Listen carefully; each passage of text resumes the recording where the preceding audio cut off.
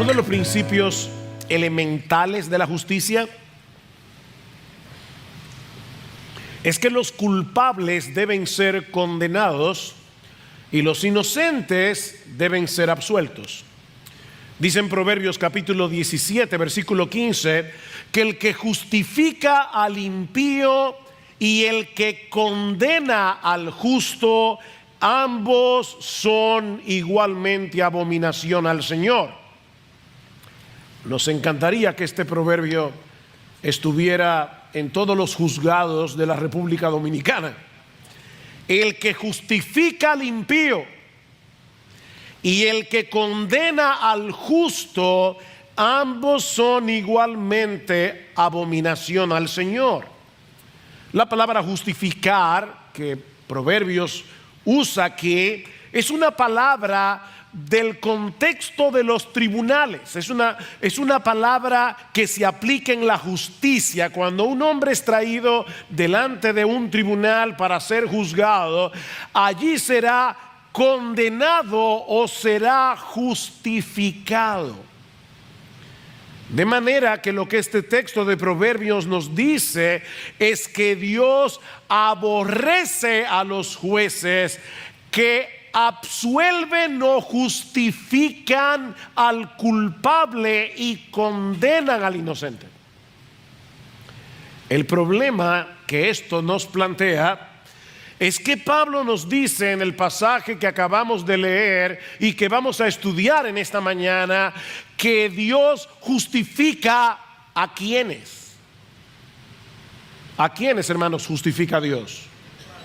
A los impíos. Dios justifica al impío, ven el versículo 5, mas al que no trabaja, pero cree en aquel que justifica al impío, su fe se le cuenta por justicia. ¿Cómo puede Dios hacer algo así y seguir siendo justo? ¿Acaso no está Dios violando en el Evangelio el principio más elemental de justicia al declarar inocente o absuelto en su tribunal a pecadores culpables? ¿Cómo es que Dios justifica al impío? Bueno, como hemos visto ya en los sermones anteriores de Romanos, que hemos estado estudiando desde hace ya algunos meses, eso es precisamente, ese es el dilema que el Evangelio resuelve. Dios no tuvo que echar a un lado su justicia, Dios no tuvo que rebajar los estándares de su ley para salvarnos, sino que envió a Jesucristo, la segunda persona de la Trinidad, quien se encarnó, se hizo hombre, cumplió perfectamente la ley en nuestro lugar y luego pagó por nuestras transgresiones, muriendo por nosotros en la cruz.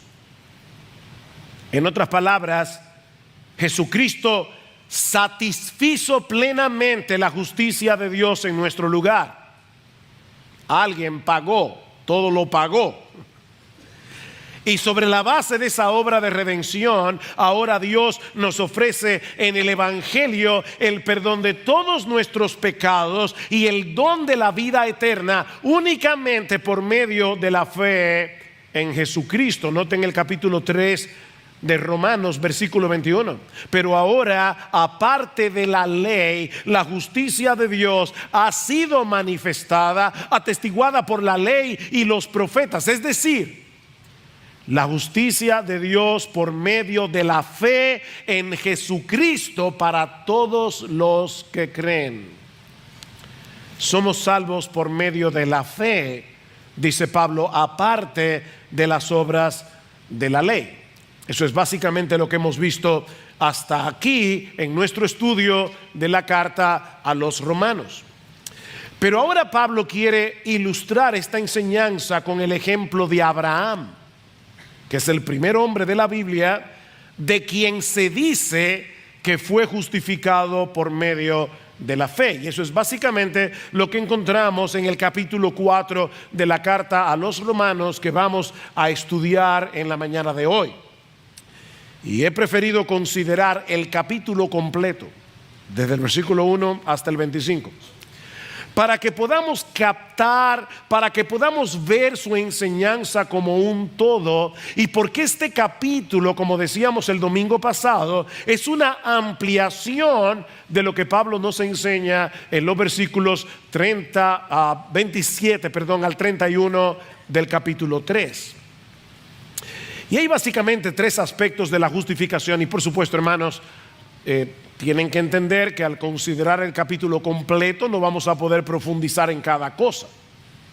Hay momentos en que nosotros necesitamos ver el bosque, no podemos detenernos en cada árbol, y eso es lo que vamos a hacer en el día de hoy. Vamos a ver el bosque completo.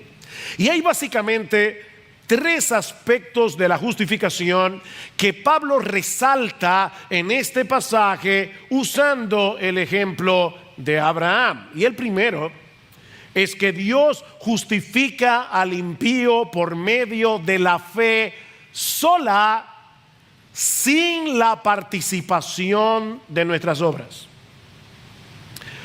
Pastor, pero ya Pablo ha dicho eso. Sí, yo lo sé. Pero no olviden que la base de la buena enseñanza son la repetición y la repetición.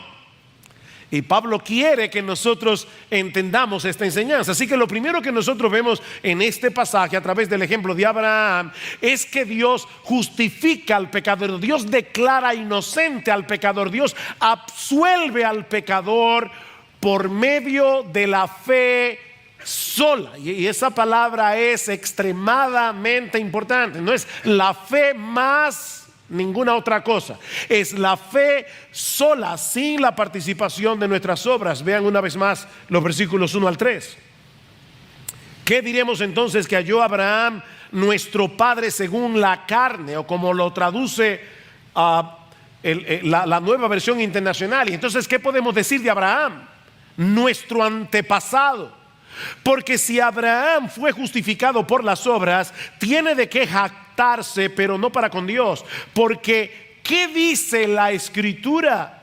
Y creyó Abraham a Dios y le fue contado por justicia. En toda esta sección de la carta, Pablo ha estado lidiando con el problema de los judíos que pensaban que tenían todos sus problemas resueltos con la justicia de Dios por el mero hecho de ser judíos. Nosotros somos el pueblo de Dios, nosotros somos la nación escogida, nosotros tenemos la ley, nosotros tenemos la circuncisión. Dios no puede condenarnos.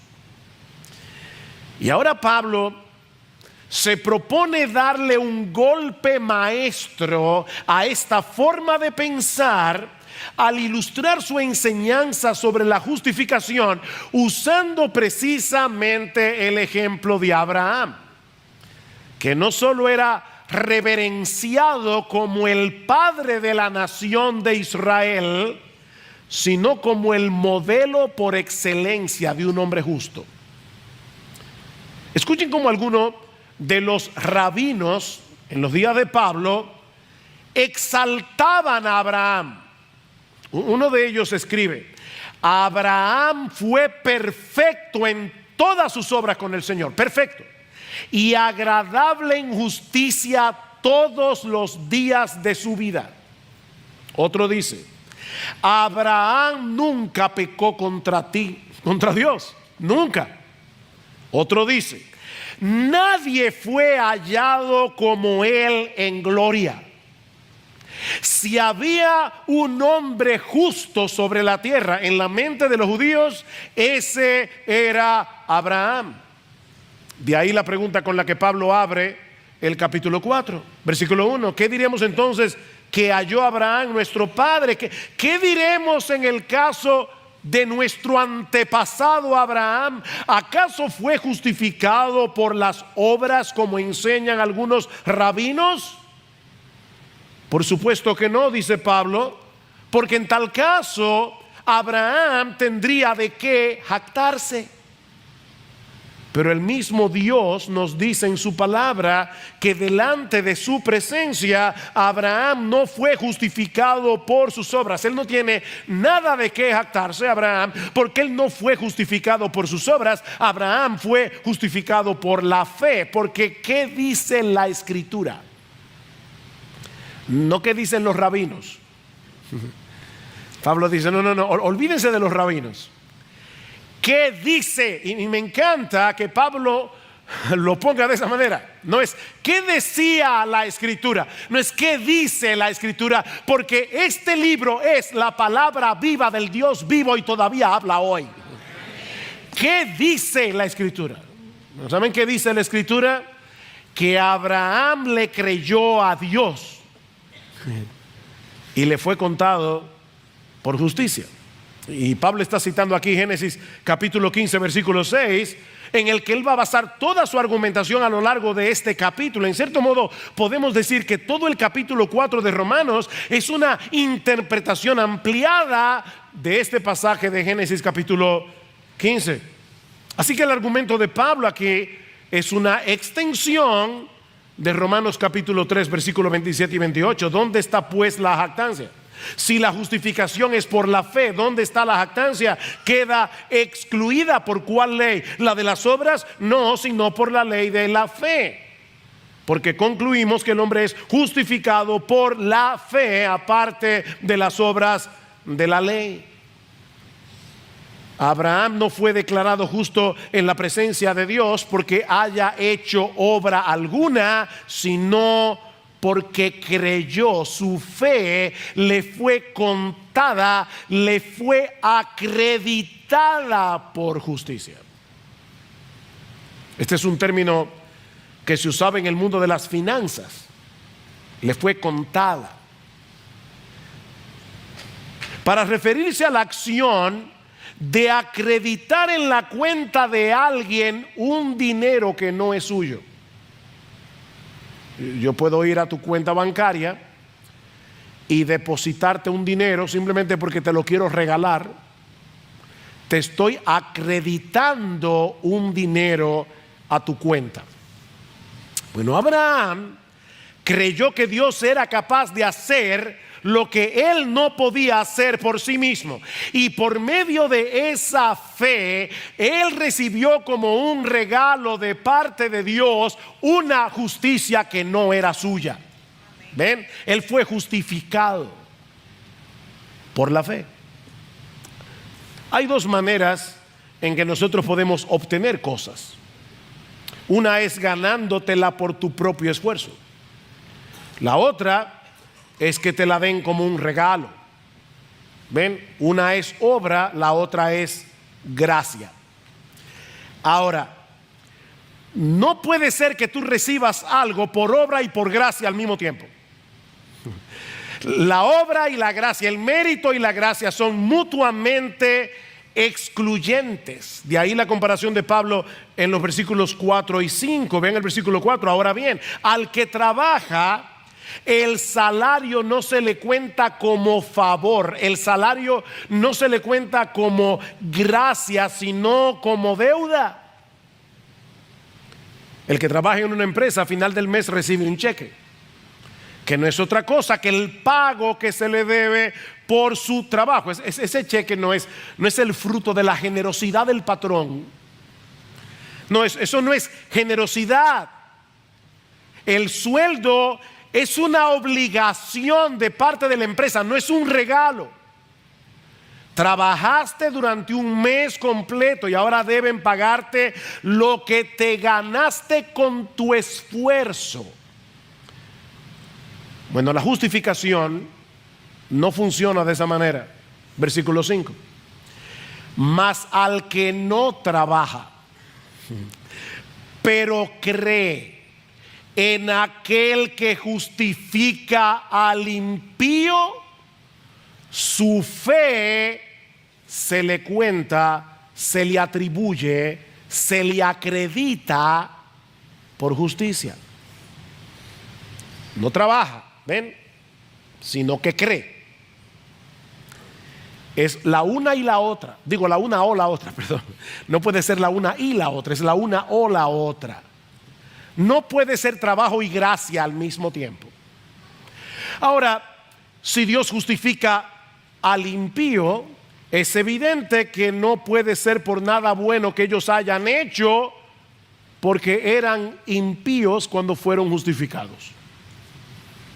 Tú fuiste un impío cuando fuiste justificado. Pastor, es que yo me convertí a los 5 años. Eras un impío cuando fuiste justificado. Pero Dios justifica al impío. De manera que la justificación del pecador no puede ser por las obras. Tiene que ser obligatoriamente por medio de la fe. ¿Saben por qué? Porque la fe no es una obra meritoria. Por eso es que no tenemos nada de qué jactarnos. No es una obra meritoria, es una transferencia de confianza. Nosotros vamos a Dios sin nada que ofrecer para aceptar humildemente el regalo que Él nos ofrece por medio de su Hijo, simplemente porque Él lo prometió. Ven, y yo te voy a dar la justicia de mi Hijo gratuitamente por gracia. No puede ser tan simple, pues no lo vas a tener. Pero aquí viene otro que dice, ¿de verdad? Sí, ven. Ven, aquí está como un regalo la justicia de mi Hijo. Yo creo, Señor, no tengo nada que ofrecer. Soy un pecador, soy un impío, pero dámelo, Señor, lo que tú me estás ofreciendo de pura gracia, gratuitamente. Aquí está, hijo mío. Aquí está, ya fuiste justificado. Eso es fe. Al que confía de esa manera, Dios le acredita en su cuenta la justicia perfecta de su Hijo. Al que no conoció pecado, por nosotros lo hizo pecado, para que nosotros fuésemos hechos justicia de Dios en Él. Nosotros le damos nuestro pecado a Jesús. Jesús nos da su justicia por medio de la fe. Y para remachar su argumento, Pablo se vale de otra ilustración. El ejemplo del rey David, el más grande de los reyes de Israel. Ven, Abraham y David, versículo 6. Como también David habla de la bendición que viene sobre el hombre, a quien Dios atribuye. Aquí está la palabra otra vez. Le fue contada, atribuida, acreditada. David habla de la bendición que viene sobre el hombre, a quien Dios atribuye, a quien Dios acredita justicia aparte de las obras. ¡Qué bendición! ¡Qué bendición! Dios acredita justicia sin obras. Y para probar su punto, Pablo cita el Salmo 32. Ahora, si ustedes recuerdan, David escribió el Salmo 32 luego de haber pecado horriblemente contra Urías Eteo. Adulteró con su esposa y fue tan bárbaro, sí, el rey David, que envió la sentencia de muerte de Urías en su propia mano para que se la entregue a Joab, el general de los ejércitos de Israel. David pecó gravemente contra Dios. Y cuando se arrepintió, escribió este salmo: bienaventurados aquellos cuyas iniquidades han sido perdonadas y cuyos pecados han sido cubiertos. Bienaventurado el hombre cuyo pecado el Señor no tomará en cuenta. Wow. ¿Qué merecía David por su pecado? La ira de Dios. Pero ¿qué hizo Dios en cambio? Le perdonó su pecado cuando se arrepintió.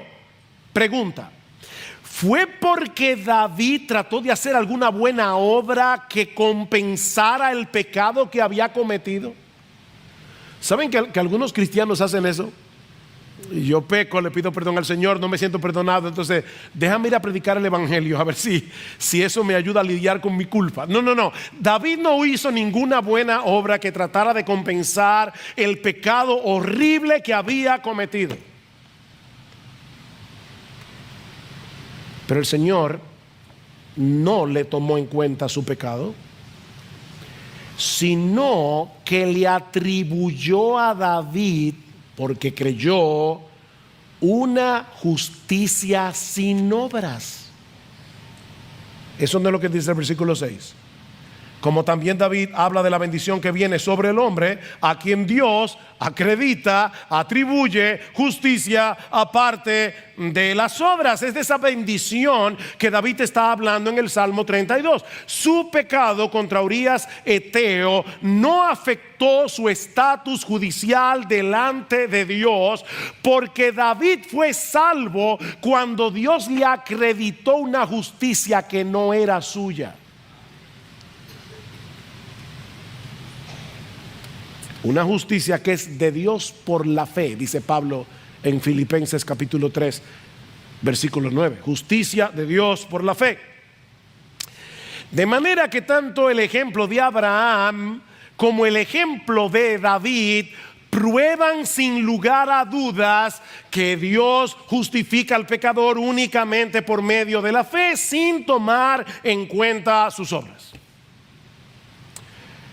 Pero ahora Pablo va a dar un paso más adelante, y nosotros que somos dominicanos deberíamos agradecer tremendamente lo que Pablo va a decir ahora en los versículos 9 al 12, porque Pablo quiere probar que esa bendición de la que habla David es para todos.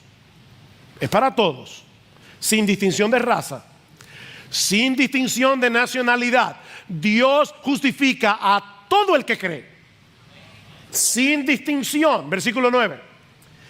¿Es pues esta bendición solo para los circuncisos? Es decir, ¿es solo para los judíos o también para los incircuncisos? Es decir, hasta para los dominicanos.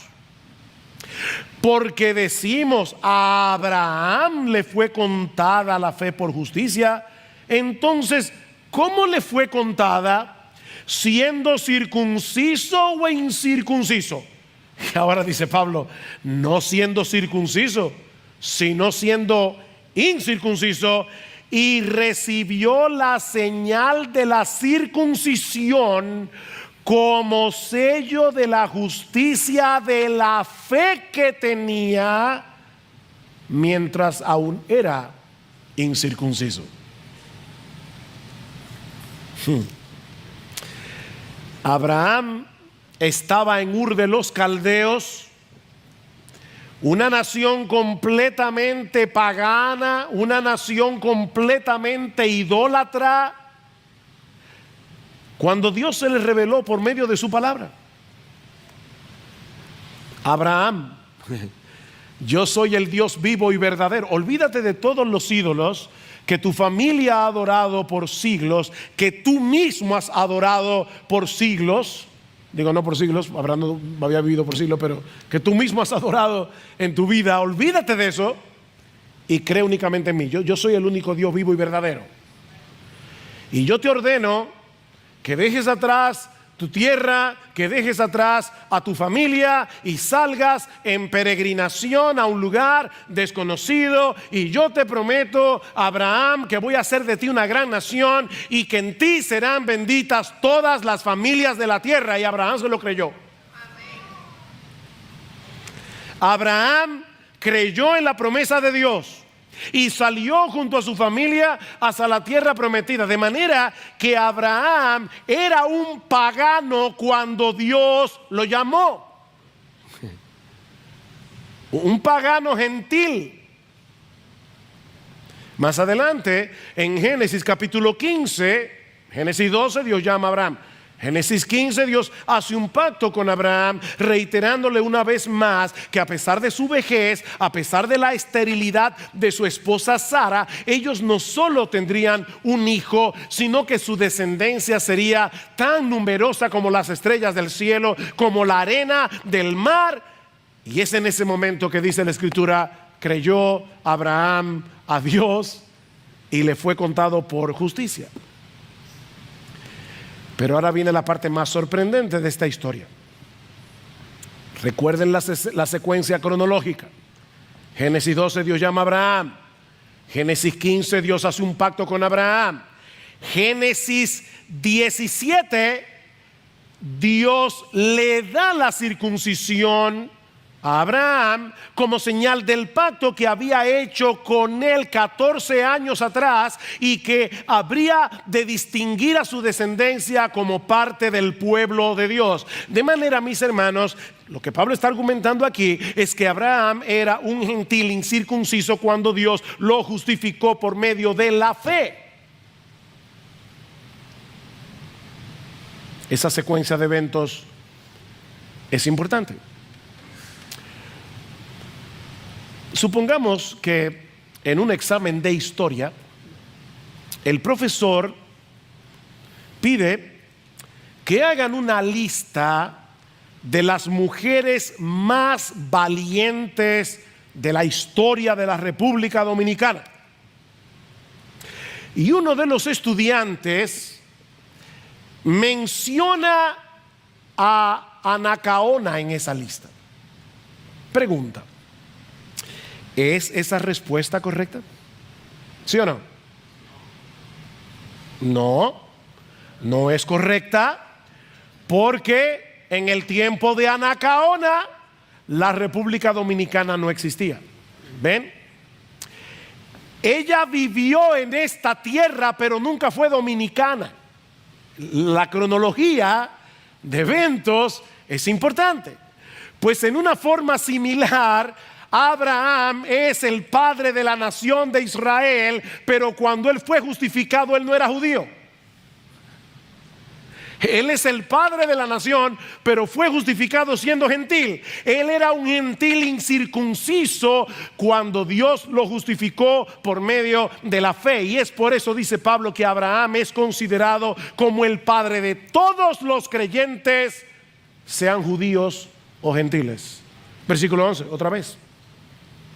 Y recibió la señal de la circuncisión como sello de la justicia de la fe que tenía mientras aún era incircunciso, para que fuera padre de todos los que creen sin ser circuncidados, a fin de que la justicia también a ellos les fuera imputada, les fuera acreditada por la fe, y padre de la circuncisión para aquellos que no solamente son de la circuncisión, es decir, no solamente son judíos, sino que también siguen en los pasos de la fe que tenía nuestro padre Abraham cuando era incircunciso. Un judío circuncidado en el día de hoy que no cree en Jesús no es salvo. Eso es lo que Pablo está diciendo. No, la promesa es para aquellos que siguen los pasos de Abraham por medio de la fe. Es el argumento de Romanos 3, 29. Ven como decíamos el domingo pasado, hay una correspondencia entre el capítulo 3 y el capítulo 4. ¿Qué dice Pablo en Romanos 3, 29? ¿O es Dios el Dios de los judíos solamente? ¿No es también el Dios de los gentiles? Sí, también de los gentiles, porque en verdad Dios es uno. Hay un solo Dios. Hay un solo Dios, no es uno por nación. Algunas personas dicen, pastor, pero si yo hubiera nacido en un país musulmán, yo habría creído que el Dios verdadero es Alá y no creería en Jesús. Sí, probablemente.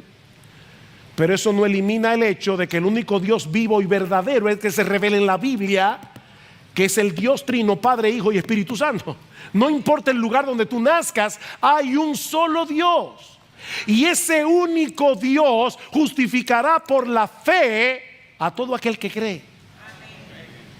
Es por la fe, solamente por la fe. Pero ahora Pablo quiere mostrarnos de qué tipo de fe que él está hablando. Así que él va a hacer un contraste entre la ley y la fe para mostrarnos a través del ejemplo de Abraham que Dios justifica no al que se esfuerza en guardar la ley, sino a todo aquel que cree en su promesa de salvación en Cristo. Y miren cómo lo hace. Versículo 13. Porque la promesa a Abraham o a su descendencia de que él sería heredero del mundo no fue hecha por medio de la ley, sino por medio de la justicia de la fe. Otra vez la cronología es importante. Es más que evidente que la promesa que Dios le dio a Abraham no podía depender de la obediencia a la ley de Moisés, por una razón muy sencilla. ¿Cuándo vino la ley de Moisés? 430 años después de Abraham. Así que evidentemente esa promesa no podía depender del cumplimiento de la ley como pensaban los judíos. Y es como si Pablo le estuviera diciendo: pero es que ustedes no leyeron su Biblia. Esa ley vino mucho tiempo después. Es como, me acordé ahora, había una viñeta, un cómic que hacía el famoso cineasta Woody Allen. Y él decía, aparecía él siempre, decía: descubrieron un manuscrito muy antiguo, probablemente del siglo I, pero los eruditos lo han puesto en dudas porque aparece muchas veces la palabra General Motors.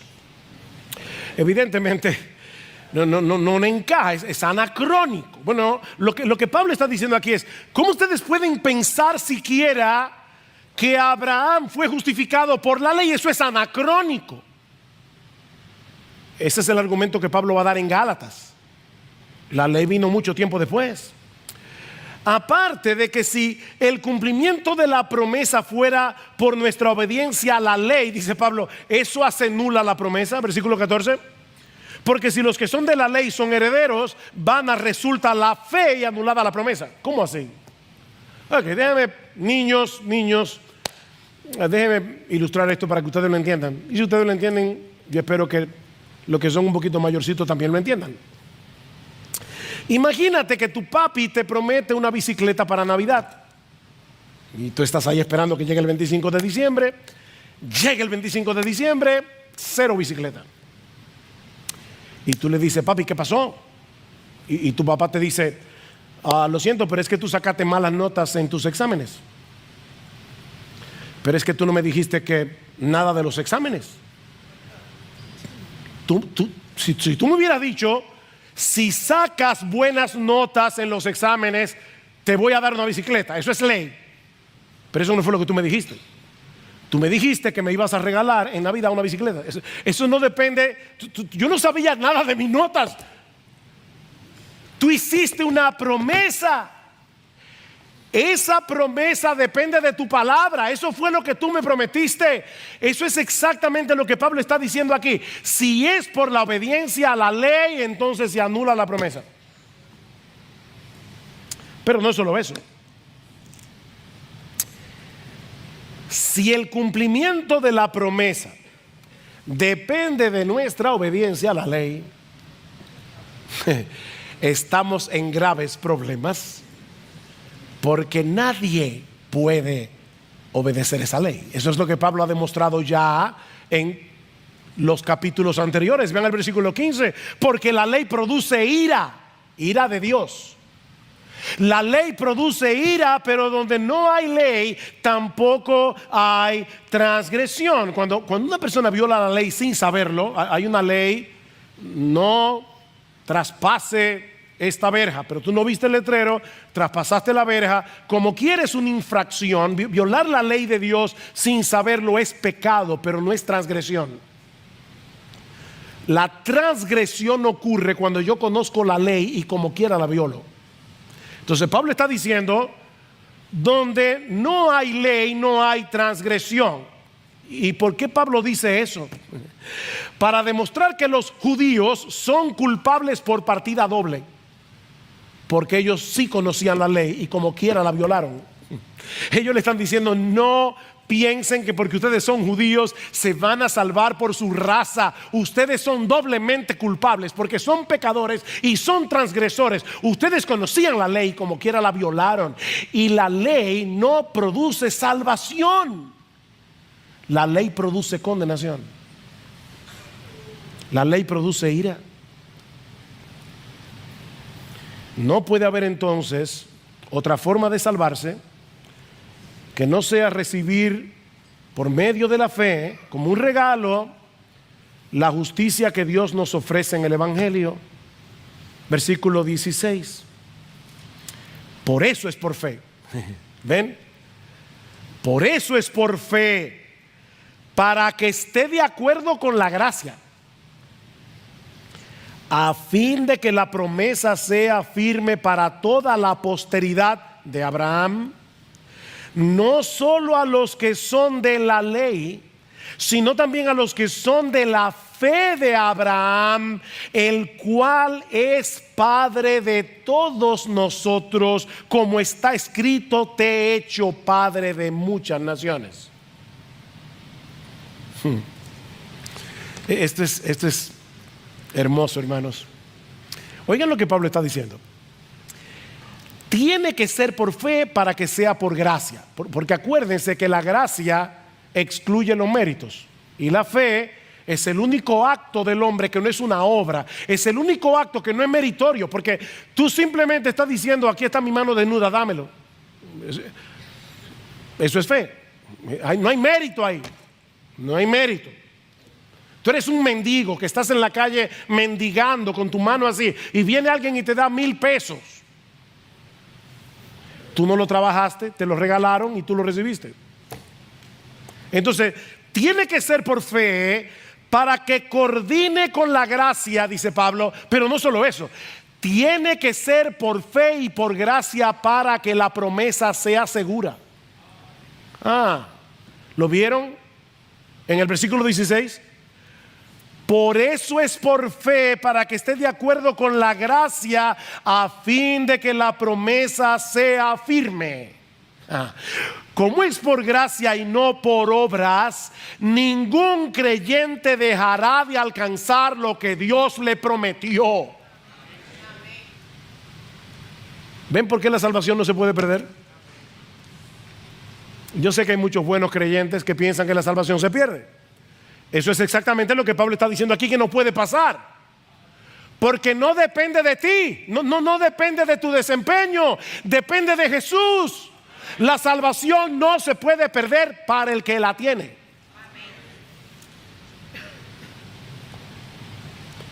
Como es por gracia y no por obras, ningún creyente dejará de alcanzar lo que se le prometió. Eso no tiene nada que ver con nuestro desempeño, eso no tiene nada que ver con nuestra nacionalidad, sino con lo que Dios ha prometido por gracia, dice Pablo, a todo aquel que cree. Ahora, ¿cuál fue la promesa que Dios le hizo a Abraham en Génesis 15? ¿Recuerdan? Que su descendencia sería tan numerosa como las estrellas del cielo y como la arena del mar. Bueno, esa descendencia ha venido a ser sorprendentemente numerosa, porque incluye a los creyentes de toda tribu, pueblo, lengua y nación. Por eso, no sé si notaron en el versículo 13, pero dice allí que Abraham fue hecho heredero ¿de qué? De Canaán. Abraham fue hecho de un pedacito de tierra en Palestina. ¿De qué fue hecho heredero Abraham? Del mundo, mis hermanos, del mundo, porque ahí estábamos todos nosotros. Él es el Padre de todos los que creen.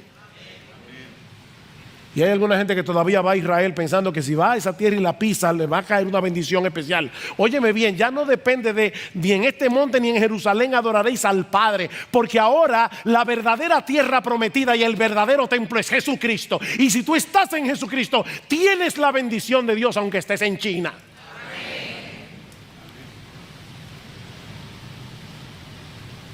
Eso es lo que Pablo está enseñando aquí.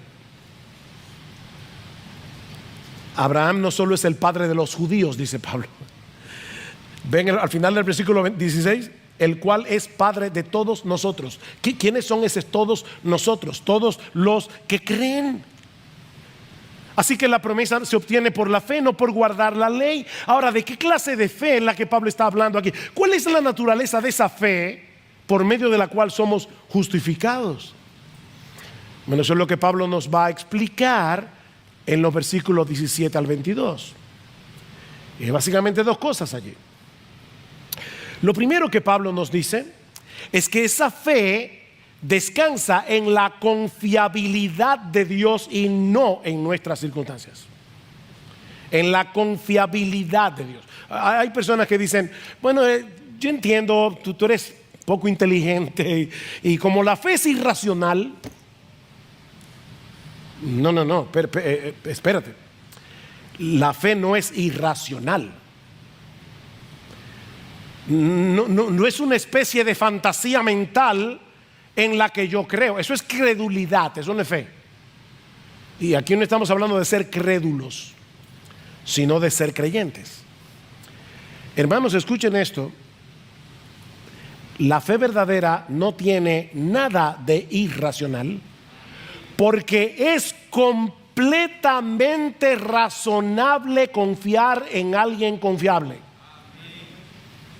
Déjame repetir eso otra vez. Es completamente racional confiar en alguien confiable. Y eso fue precisamente lo que hizo Abraham. Él confió en la confiabilidad de Dios, porque sabía que ese Dios es poderoso y es fiel para cumplir lo que promete. Vean el versículo 17: te he hecho padre de muchas naciones delante de aquel en quien creyó, es decir, Dios que da vida a los muertos y llama a las cosas que no existen como si existieran. Él creyó en esperanza contra esperanza, a fin de llegar a ser padre de muchas naciones, conforme a lo que se le había dicho: así será tu descendencia.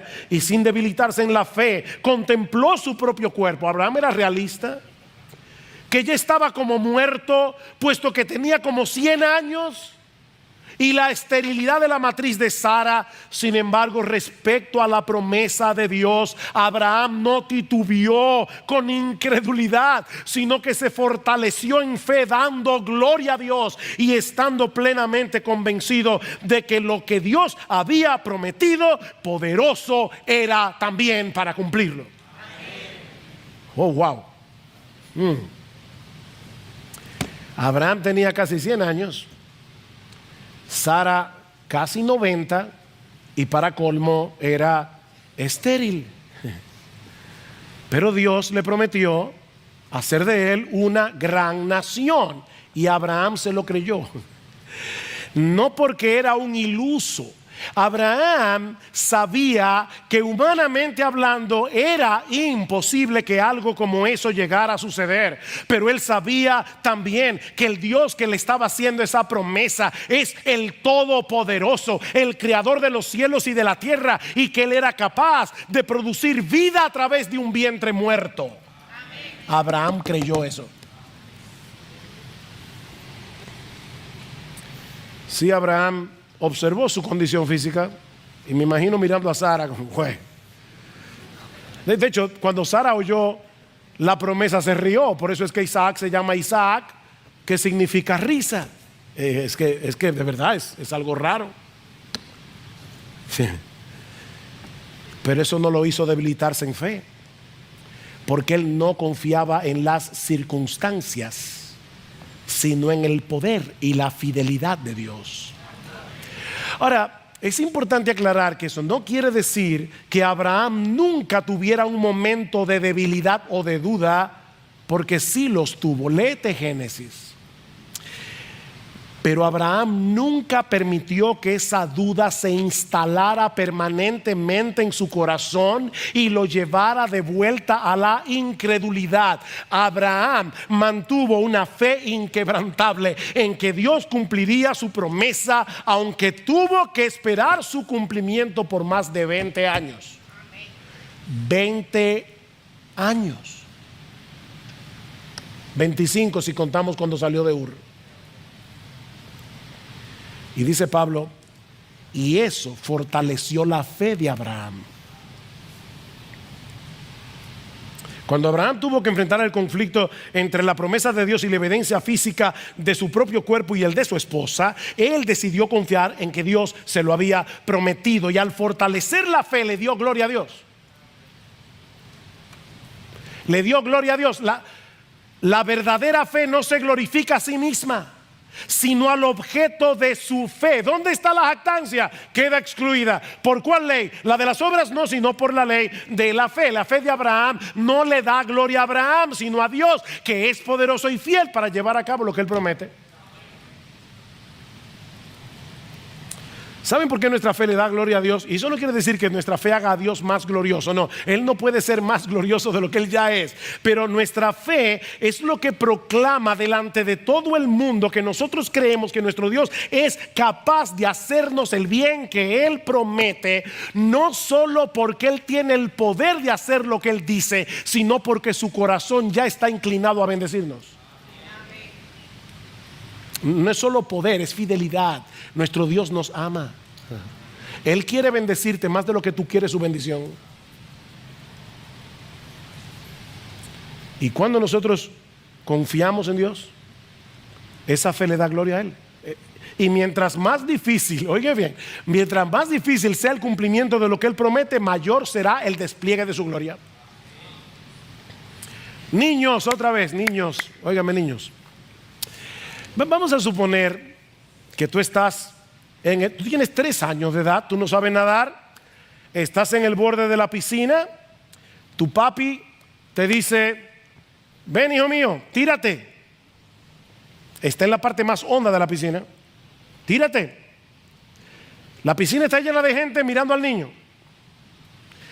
Si el niño decide tirarse en el brazo de su papá, él va a hacer quedar muy bien a su papá, porque él está diciendo: yo confío en mi papi, así que me voy a tirar, él me va a agarrar.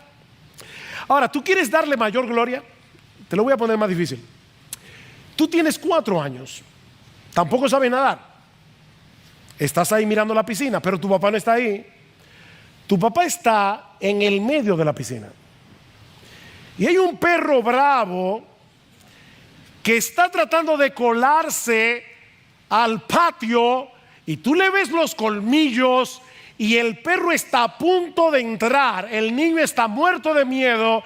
El padre en medio de la piscina ve lo que está pasando y le dice al niño: tírate, que yo soy lo suficientemente rápido nadando como para llegar a ti antes de que te ahogues.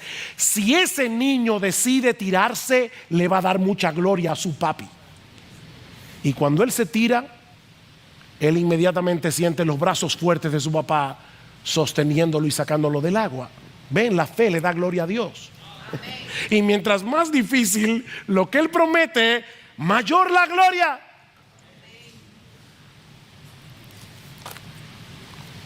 Y eso nos lleva al segundo elemento de la fe verdadera, y es que esa fe descansa en la palabra de Dios, en lo que Dios promete. Vean el versículo 21. Y estando plenamente convencido de que lo que Dios había prometido, Dios había prometido algo, poderoso era también para cumplirlo. La fe verdadera descansa en las promesas de Dios y en el carácter de Dios. Óyeme bien, mi amigo, no es una fe fuerte creer en lo que Dios no te ha prometido. No. Yo sé que Dios te va a sanar, porque yo creo en Dios. Sí, pero el problema es que Dios no ha prometido sanar a todos los cristianos. Así que tú estás creyendo en algo que Él no prometió. ¿Ven el punto? La fe, lo que Dios sí ha prometido, es que Él te va a bendecir sanándote o dejándote enfermo, pero Él te va a bendecir. Él va a hacer que eso obre para tu bien como sea. Si tú crees eso, tú de verdad estás descansando en la promesa de Dios y le estás dando gloria a Dios. Es creer en su palabra. ¿Tú quieres crecer en fe? Conoce mejor a tu Dios por medio del conocimiento de su palabra, y aférrate a lo que tú conoces de Él a pesar de tus circunstancias.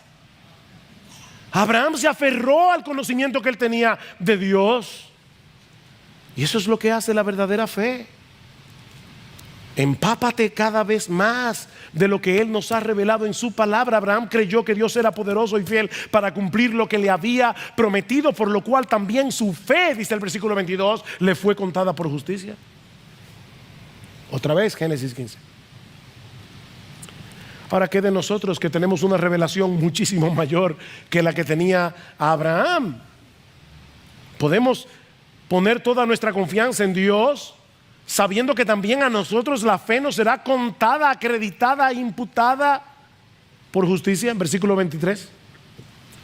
Y no solo por él fue escrito que le fue contada, sino también por nosotros, a quienes será contada como los que creen en aquel que levantó de los muertos a Jesús nuestro Señor, el cual fue entregado por causa de nuestras transgresiones y resucitado para nuestra justificación. Ahora Pablo está diciendo, ¿saben una cosa?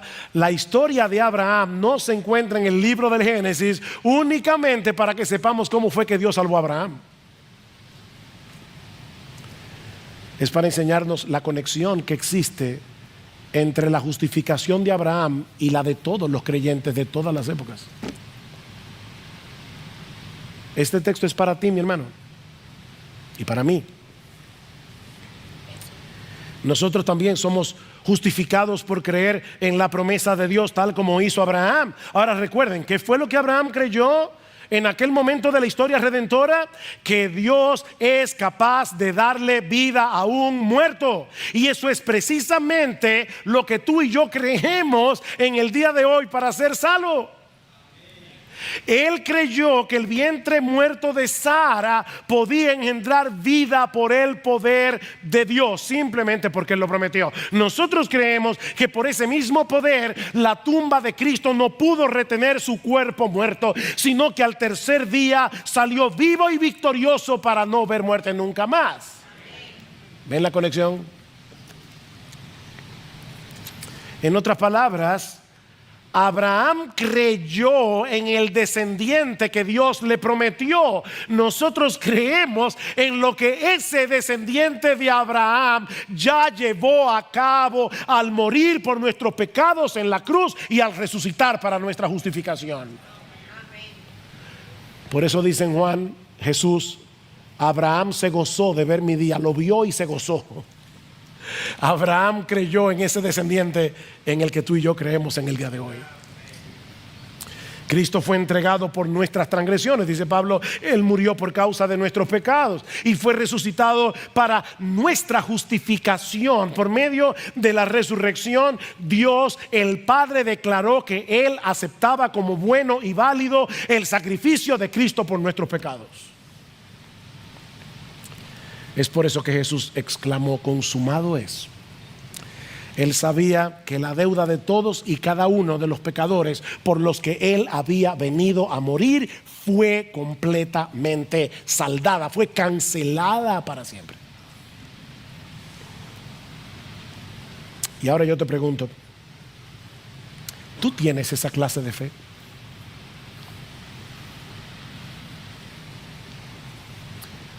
¿Has dejado de confiar en ti mismo para descansar enteramente en ese descendiente de Abraham? Nuestro bendito Señor y Salvador Jesucristo, que murió por nuestros pecados y que fue resucitado para nuestra justificación. Porque si es así, mi hermano, mi hermana, yo no sé cuáles son tus circunstancias, pero ¿sabes qué? Tú eres heredero juntamente con nuestro padre Abraham. Tú eres heredero de la promesa. Eres heredero. Y nuestro Dios es poderoso y fiel para cumplir todas y cada una de sus promesas, no por causa de tu obediencia a la ley ahora que eres creyente, sino por causa de aquel que venció al diablo, al pecado y la muerte en la cruz. Por eso Pablo dice que el cumplimiento de las promesas de Dios, 2 Corintios 1:20, dependen de Jesús. En Él, todas las promesas de Dios son sí y amén. En Jesús. Él prometió que todas las cosas obran para el bien de aquellos que le aman. Mi hermano, mi hermana, tú puedes estar seguro de que así será. Él lo prometió. Aunque tú no tengas la menor idea de lo que Él está haciendo, Él lo prometió. Nuestro Dios lo controla todo y Él prometió que todas las cosas obran para bien de aquellos que aman a Dios. Y ese bien es hacernos como Jesús. Él dice en su palabra que si confesamos nuestros pecados, Él es fiel y justo para perdonar nuestros pecados y limpiarnos de toda maldad. Has pecado, confesaste tu pecado. Mi amado hermano, créele a Él, no a tu complejo de culpa. El perdón se recibe por fe. Créele a Dios que Él es fiel y justo para perdonar nuestros pecados, y Él ya castigó a Jesús por el pecado que tú cometiste. Por eso es que Él es fiel y justo. Él no puede castigar el pecado dos veces. Créele a Dios. Él promete completar en nosotros la buena obra que comenzó cuando nos convertimos, cuando vinimos a Jesús en arrepentimiento y fe. Óyeme, mi hermano, mi hermana, tú puedes estar completamente seguro que Él lo hará. Yo sé que tú te ves tan débil. Él lo hará porque Él lo prometió. Mi amado hermano, no vivas tu vida cristiana a la luz de las circunstancias que te rodean, sino amparado en la promesa de Dios por medio de la fe, porque Él es poderoso y fiel para cumplir todo lo que ha prometido. Y de esa manera le darás gloria a Dios a través de su vida, cuando tú sigas confiando en Él, a pesar de los obstáculos, a pesar de las dificultades, a pesar de las pruebas, a pesar de las aflicciones. Nuestro Dios es fiel.